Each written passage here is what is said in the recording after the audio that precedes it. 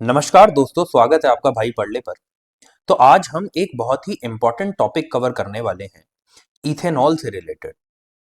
हाल ही में हुआ ये है कि यूरोपियन यूनियन ने प्रपोज किया है या फिर बोल सकते हैं कि कंसिडर किया है कि वो इथेनॉल पर बैन लगाएंगे। तो आज की क्लास में हम देखेंगे कि ईयू जो है, यूरोपियन यूनियन जो है, वो ये बैन लगाना क्यों चाहती है। बट बैन लगाने से भी पहले हमें पता होना चाहिए कि ये इथेनॉल है क्या। उसके बाद उसके हेल्थ कंसर्न्स क्या हैं, उसके एनवायरमेंटल इम्पैक्ट्स क्या हैं, और अगर ये बैन लग जाता है इथेनॉल पे तो ग्लोबल मार्केट पे उसके क्या इम्प्लीकेशंस होंगे। तो बिना टाइम वेस्ट करते हुए हम आगे बढ़ते हैं। अगर मेरी स्पीड किसी को स्लो लगे तो वो इस वीडियो को 1.25 या 1.5 पे भी करके देख सकता है। ठीक है, चलिए। तो सबसे पहले हमें पता होना चाहिए इथेनॉल है क्या, है ना।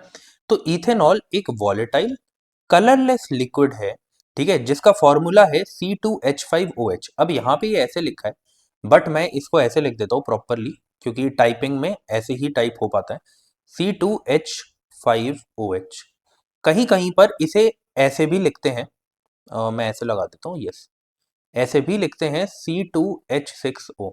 तो कैसे भी लिखा लिखा हो, आप समझ जाना ये केमिकल फॉर्मूला है इथेनॉल का। अब देखिए, इसको हम इथाइल अल्कोहल भी बोलते हैं, ठीक है। इथेनॉल का ही दूसरा नाम है इथाइल अल्कोहल। ऐसी ऐसी टर्म्स आपको याद क्यों करनी है, क्योंकि कई बार ऐसा होता है, जैसे अगर इथेनॉल अभी न्यूज में है, अगर इस पे बैन लग जाता है तो ये पूरा साल न्यूज में रहने वाला है। तो जब स्टेटमेंट बेस्ड क्वेश्चन आपसे यूपीएससी के एग्जाम में पूछे जाते हैं तो वहां पर ये चीजें स्टेटमेंट में आपको दिखेंगी, है ना। दूसरी बात कि ये इथेनॉल प्रोड्यूस कैसे किया जाता है।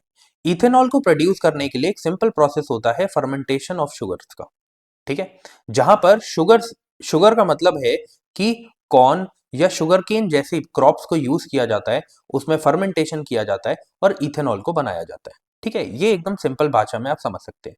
क्या सिर्फ कॉर्न और शुगर शुगर केन के थ्रू ही ये किया जा सकता है? नहीं, जितनी भी ऑर्गेनिक मैटर्स हैं उनके थ्रू इथेनॉल को बनाया जा सकता है, अलग अलग तरीके से। ओके, अब क्वेश्चन ये है कि ईयू ने बैन लगाया, तो बैन लगाने की बात तो की है, पर ईयू ऐसा चाहता क्यों है? क्या उसके सामने ऐसा आया, कौन सी रिपोर्ट ऐसी आई जिसकी वजह से यूरोपियन यूनियन इतना बड़ा स्टेप ले रहा है, ठीक है।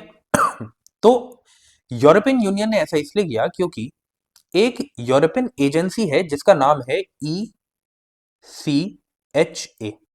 ओके, ये जो ECHA है, इसकी अगर फुल फॉर्म लिखे तो European European chemical chemicals agency. इसने रिसेंटली फ्लैग किया, मतलब रिसेंटली इसने बताया कि अगर इथेनॉल बेस्ड प्रोडक्ट्स को यूज किया जाए लंबे प्रोसेस में, चाहे वो इंडस्ट्रियल यूज में हो, चाहे वो बायोफ्यूल के तौर पे हो, तो लॉन्ग टर्म में ये कार्सिनोजेनिक रिस्क पैदा करता है। क्या करता है?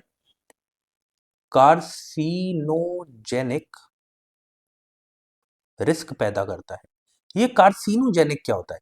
कार्सिनोजेनिक का मतलब सिंपल सा है, ऐसी कोई भी चीज जो कैंसर पनपने में हेल्प करे, ठीक है, उसे हम कार्सिनोजेनिक बोलते हैं, ठीक है।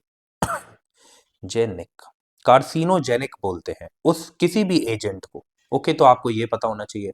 तो इस वजह से ईयू जो है उसने प्रपोज किया है कि वो इथेनॉल पर बैन लगाएंगे, ठीक है। अभी बैन लगा नहीं है, सिर्फ प्रपोज किया है। ओके, आगे बढ़ते हैं। फिर क्वेश्चन आता है कि अगर ECHA ने ऐसा बोला है, ठीक है, कि कार्सिनोजेनिक है, तो उससे हेल्थ कंसर्न्स क्या होंगे? अब सिंपल सी बात है, कैंसर जनरेटिंग एलिमेंट्स उसके अंदर हैं, तो ऑब्वियसली वो ह्यूमन हेल्थ के लिए, एनिमल हेल्थ के लिए प्रॉब्लमैटिक है। तो आपको क्या पता होना चाहिए कि इथेनॉल के कुछ बाय प्रोडक्ट्स होते हैं। मैं ऐसे लिख देता हूं, इथेनॉल को अगर आप बर्न करेंगे, अगर आप बर्न करेंगे इसे, तो यहां से कुछ बाय प्रोडक्ट्स निकल के आते हैं, बाय प्रोडक्ट्स, ठीक है। वो बाय प्रोडक्ट्स कौन कौन से होते हैं? जैसे कि मैं लिख देता हूं यहां पे, एसिटल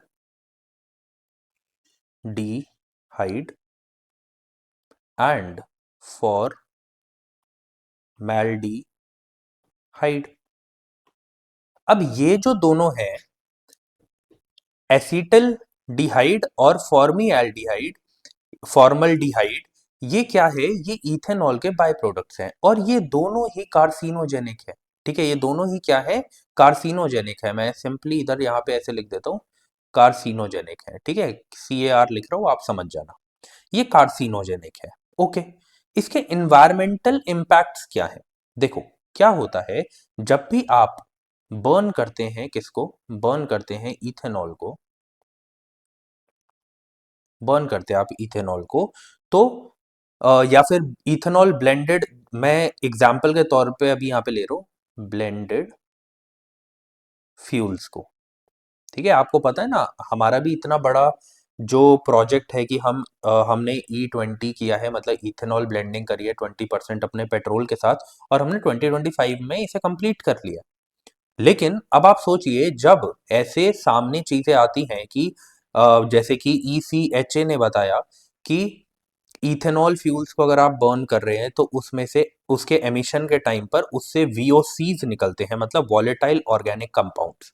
ठीक है, मैं यहाँ पे लिख देता हूँ पहले, फिर आपको बताता हूँ कि वॉलेटाइल ऑर्गेनिक कंपाउंड्स क्या होते हैं।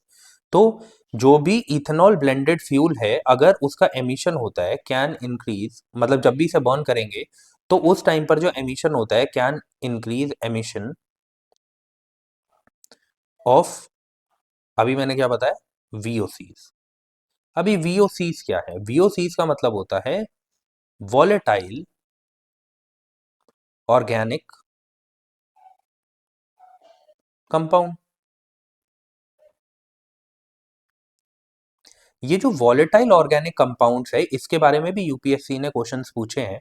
तो ये जो वॉलेटाइल ऑर्गेनिक कंपाउंड्स होते हैं, ये होते क्या हैं कि सिंपली गैसेस होती हैं। ये गैसेस होती हैं, कैसी गैसेस होती हैं, ये ऐसी गैसेस होती है कि अगर आपके आसपास ये गैसेस हैं तो आपके नोज में, आईज में और थ्रोट में इरिटेशन होगी। साथ ही साथ ये सेंट्रल नर्वस सिस्टम और दूसरे ऑर्गन्स को भी इफेक्ट करता है। जैसे आपने देखा था कि जैसे पेंट के टाइम पे आप देखो, जब भी पेंट होता है तो उस टाइम पर आप देखते हैं कि अगर आप लंबे टाइम तक उस रूम के अंदर रहेंगे तो आपको इरिटेशन होने लगेगी, है ना? चाहे वो थ्रोट इरिटेशन हो, आईज में इरिटेशन हो या नोज में इरिटेशन हो, बट वो इरिटेशन आपको देखने को मिलती है। तो क्यों? क्योंकि वो एक वॉलेटाइल ऑर्गेनिक कंपाउंड है। ठीक है, लेकिन आपको ये याद रखना है कि कुछ ऐसे वॉलेटाइल ऑर्गेनिक कंपाउंड्स हैं जो कार्सिनोजेनिक भी हैं। ठीक है, मैं हर चीज यहाँ पे कनेक्ट करवा रहा हूँ, इसीलिए कनेक्ट कर रहा हूँ ताकि अगर आपसे कोई भी क्वेश्चन पूछ लिया जाए करंट अफेयर से रिलेटेड तो आपको पता हो। ठीक है, तो VOCs भी कार्सिनोजेनिक होते हैं। ठीक है, इस वजह से ये बहुत ही बड़ा एनवायरमेंटल इम्पैक्ट क्रिएट करता है। हाँ, इथेनॉल से कार्बन मोनोऑक्साइड का एमिशन जो है वो कम होता है, लेकिन जब VOC ज्यादा पैदा हो रहे हैं तो ये हमारे लिए क्या करेगा, हमारे लिए ये एक हेल्थ इम्प्लीकेशन क्रिएट करेगा। ओके, आगे बढ़ते हैं। अगली चीज यहाँ पे जो मैं आपको बताने वाला हूं वो ये है कि इसके ग्लोबल ट्रेड पे, हमारी एनर्जी सिक्योरिटी पे और इंडस्ट्रीज पर क्या इम्प्लीकेशन होंगी। देखो, अगर मान लो कि बैन लग जाता है, इसके बाद क्या होगा कि जो हमारा इतना बड़ा एम था कि हम बायोफ्यूल बना रहे हैं जिसमें हम इथेनॉल ब्लेंडिंग कर रहे हैं, ठीक है, उसका पूरी मार्केट पे पूरी मार्केट पे, क्योंकि आपको पता है कि यूरोप में भी हमारे यहाँ से इथेनॉल ब्लेंडेड पेट्रोल जाता है। ठीक है, तो अगर ऐसा हो जाता है तो हमारा ट्रेड कितना डेफिसिट में जाएगा। ठीक है, क्योंकि हमने जिस टेक्नोलॉजी पे इतना इन्वेस्ट किया है, हमने किसी टेक्नोलॉजी पे इतना इन्वेस्ट किया है ताकि हम क्या कर सके, उससे फायदा उठा सके। और कुछ टाइम बाद ऐसा होता है कि कोई भी इतना बड़ा यूनियन आता है और वो बोलता है कि नहीं, हम क्या करेंगे, हम इस पे बैन लगा देंगे। तो क्या होगा, हमारा ट्रेड क्या होगा, हमारा ट्रेड डेफिसिट में जाएगा, हमारे ट्रेड पर नेगेटिव इंपैक्ट होगा। ठीक है, तो मैं ऐसे लिख देता हूं इसे, will affect India's ethanol export market. ठीक है, इतना सिंपल सा लिख देते हैं। फिर एनर्जी सिक्योरिटी, देखो एनर्जी सिक्योरिटी की तो प्रॉब्लम है ही। अभी मैंने आपको बताया, देखो सब कनेक्टेड है, कुछ अलग नहीं होता, सब कनेक्टेड है, बस लिखने का तरीका अलग होता है। अब आप सोचो कि हम क्या कर रहे हैं, हम इस चीज को एक्सपोर्ट कर रहे हैं, लाइक यूरोपियन यूनियन को एक्सपोर्ट कर रहे हैं, अब बैन लग जाता है। हमने अपने इतने बड़े टारगेट को पूरा किया है E20 को, ताकि हम उससे फायदा उठा सकें, ठीक है। और अगर ऐसा हो जाता है, अगर ऐसा हो जाता है तो क्या होगा, स्ट्रिकर बैन लग जाता है तो स्ट्रिक्ट एमिशन पॉलिसीज आएंगी, स्ट्रिक्ट एमिशन पॉलिसीज आएंगी। और जब स्ट्रिक्ट एमिशन पॉलिसीज आएंगी तो उसमें क्या होगा, हमारे फ्यूल को बैन कर देंगे। हमारे फ्यूल को अगर बैन कर दिया जाता है तो क्या होगा, फिर हमारी एनर्जी सिक्योरिटी को थ्रेट है। ओके, साथ ही साथ जब हम इम्प्लीकेशन ऑन इंडस्ट्रीज की बात करते हैं, क्योंकि ऐसा नहीं है कि सिर्फ बायोफ्यूल्स पे ही अगर इथेनॉल को बर्न किया जा रहा है तो उससे हमें नेगेटिव इम्पैक्ट देखने को मिलता है हमारी हेल्थ पे, और जिसे हम कहते हैं कि हेल्थ पे और इन्वायरमेंट में। लेकिन साथ ही साथ इंडस्ट्रीज में भी आप देखो, जैसे सैनिटाइजर्स हो गए, ठीक है, वहां पर भी इथेनॉल का यूज किया जाता है। तो अगर बैन होंगे तो वो भी बैन होंगे। तो अब क्या करना पड़ेगा इंडस्ट्रीज को, इंडस्ट्रीज को शिफ्ट करना पड़ेगा from alcoholic sanitisers to shift from alcoholic sanitisers to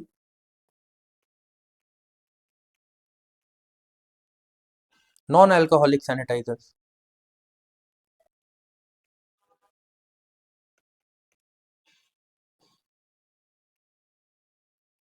क्योंकि देखो, अगर मार्केट इतनी बड़ी बंद हो रही है तो उसके बाद हम, ऐसा तो नहीं है कि हम वही चीज बेचते जाएंगे। अब वहां पर अगर आपको ट्रेड करना है तो आपको नई टेक्नोलॉजी लानी पड़ेगी, मशीन्स चेंज करनी पड़ेगी, इतनी बड़ी इन्वेस्टमेंट करनी पड़ेगी, तो इंडस्ट्रीज को भी प्रॉब्लम होगी।